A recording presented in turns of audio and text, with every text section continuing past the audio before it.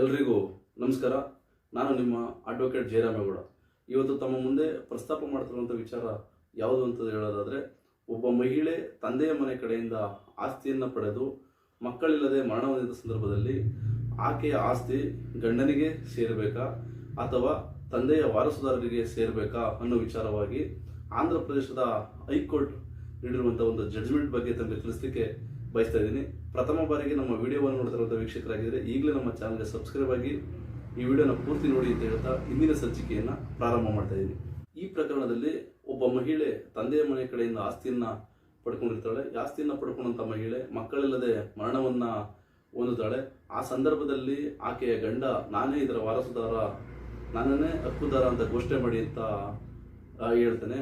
ಆ ಸಂದರ್ಭದಲ್ಲಿ ಆಕೆಯ ಮರಣ ಹೊಂದಿರುವಂಥ ವ್ಯಕ್ತಿಯ ತಂದೆಯ ಕಡೆಯ ದೇವಿಕ ಮಾನಸ್ ಅವರು ಕೂಡ ನಾನು ಈ ಆಸ್ತಿಯ ಹಕ್ಕುದಾರರು, ನನ್ನನ್ನೇ ಮಾಲೀಕರೆಂದು ಘೋಷಣೆ ಮಾಡಿ ಅಂತ ಹೇಳಿ ಈಕೆನೂ ಕೂಡ ಕೇಳ್ತಾಳೆ. ಕೊನೆಯದಾಗಿ ಈ ಪ್ರಕರಣ ಇತ್ಯರ್ಥವಾಗದೆ ಆಂಧ್ರ ಪ್ರದೇಶದ ಹೈಕೋರ್ಟ್ನ ಅಂಗಳಕ್ಕೆ ಈ ಪ್ರಕರಣ ದಾಖಲಾಗ್ತದೆ.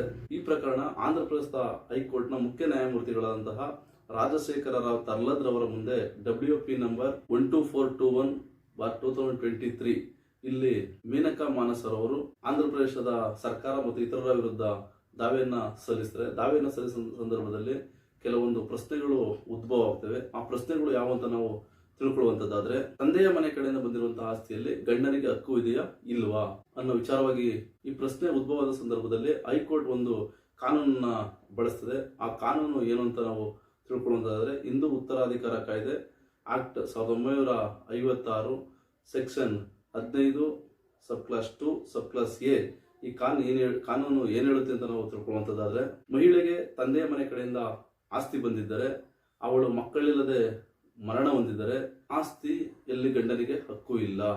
ತಂದೆಯ ಮನೆ ಕಡೆಯವರು ಅಂದ್ರೆ ತಂದೆಯ ಮನೆ ಕಡೆಯ ವಾರಸುದಾರರಿಗೆ ಮಾತ್ರ ಈ ಆಸ್ತಿಯಲ್ಲಿ ಹಕ್ಕು ಇರುತ್ತದೆ.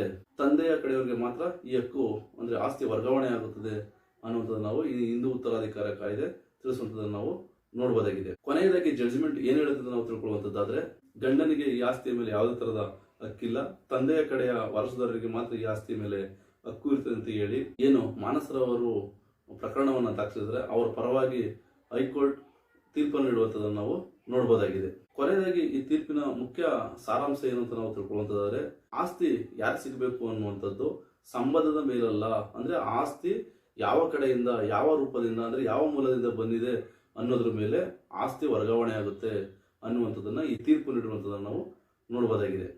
ನಾನು ಇಲ್ಲಿವರೆಗೂ ಹೇಳಿದ ವಿಚಾರ ತಮಗೆ ಅರ್ಥ ಆಗಿದೆ, ತಮಗೆ ಇಷ್ಟ ಆಗಿದೆ ಅಂತ ನಾನಾದರೂ ಭಾವಿಸಿದ್ದೀನಿ. ಈ ವಿಡಿಯೋ ತಮಗೆ ಇಷ್ಟ ಆಗಿದ್ರೆ ಹೆಚ್ಚು ಜನರಿಗೆ ಈ ವಿಡಿಯೋವನ್ನು ಶೇರ್ ಮಾಡಿ ನಮ್ಮ ಚಾನಲ್ಗೆ ಸಬ್ಸ್ಕ್ರೈಬ್ ಆಗಿ ಅಂತ ಹೇಳ್ತಾ ಇಂದಿನ ಸಂಚಿಕೆಯನ್ನು ಮುಕ್ತಾಯ ಮಾಡ್ತೀನಿ. ಮುಂದಿನ ಸಂಚಿಕೆಯಲ್ಲಿ ಮತ್ತೊಂದು ಹೊಸ ವಿಚಾರದೊಂದಿಗೆ ಮುಂದೆ ಬರ್ತೀನಿ. ಎಲ್ರಿಗೂ ನಮಸ್ಕಾರ.